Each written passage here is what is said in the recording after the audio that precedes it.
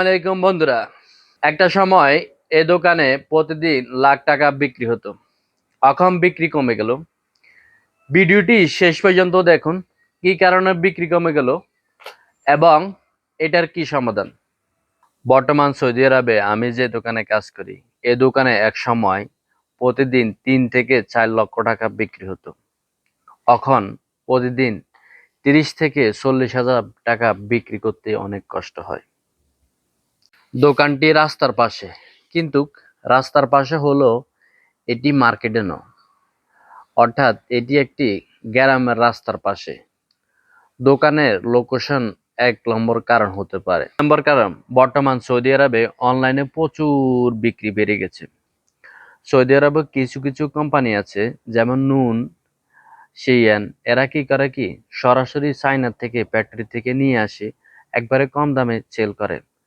তারা একই প্রোডাক্ট দেখা গেছে 200 পিস, 300 পিস, 400 পিস অর্ডার দিয়ে নিয়ে আসে। তারা অল্প লাভে বিক্রি করে দেয়, যেখানে সাধারণ দোকানদাররা 2 ডজন 3 ডজন করে কিনে আনে। তারা চাইলে এরকম কম দামে কিনে আনতে পারে না, আর তারা অল্প প্রফিটেও বিক্রি করতে পারে না। ওই কারণে সাধারণ দোকানদাররা দিন দিন একটু পিছিয়ে যাচ্ছে।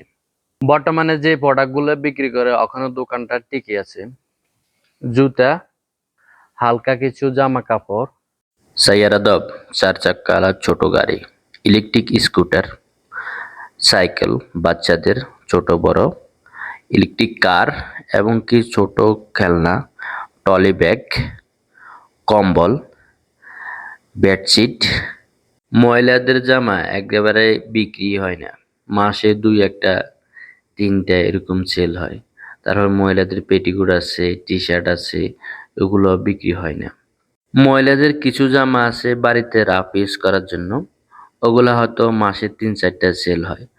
আর ছোট বাচ্চাদের যে ড্রেসগুলা আছে এগুলা মাঝে মাঝে একটু সেল হয়। আর শ্যাম্পু, লোশন, ক্রিম এগুলো একটু মাঝে মাঝে সেল হয়।